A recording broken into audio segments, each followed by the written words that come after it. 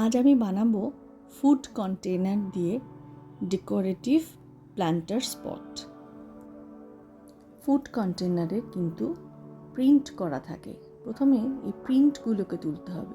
যদি acrylic paint আর brush use করি তাহলে তার আউটকামটা ঠিক এরকম আসছে,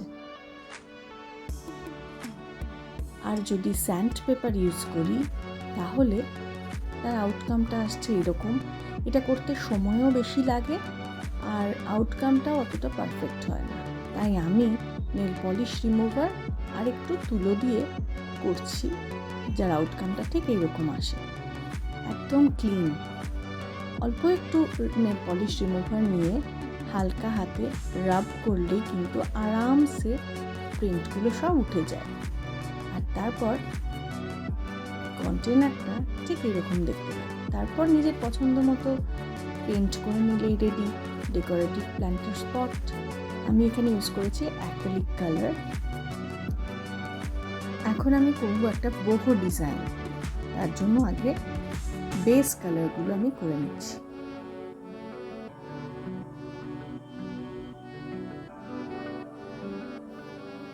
আমার বহু ডিজাইন ভীষণ ভালো লাগে, করতে খুব সহজ, কিন্তু আউটকামটা ভীষণ সুন্দর হয়, যে কেউ করতে পারবে।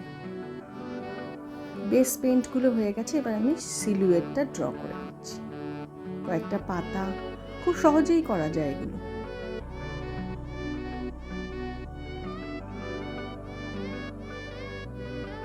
জাস্ট বর্ডারটা দিয়ে নিয়ে ভেতরটা একটু ফিল করে দিলেই হয়ে যায়।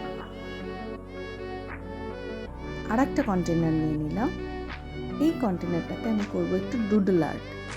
এটাও কিন্তু খুব সহজেই করা যায়, যে কেউই করতে পারে। শুধু পছন্দ মতো কালার নাও আর পুট করো।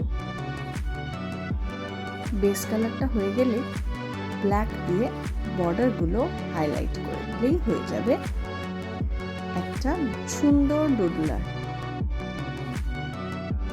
ব্যাস রেডি।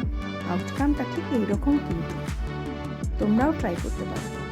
কথায় আছে, যেখানে দেখিবে ছাই উড়াইয়া দেখো তাই, পাইলেও পাইতে পারো অমূল্য রতন।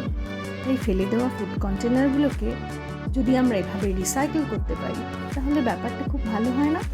আর বাচ্চাদের সামার ভ্যাকেশনগুলোও রঙিন হয়ে উঠতে পারে।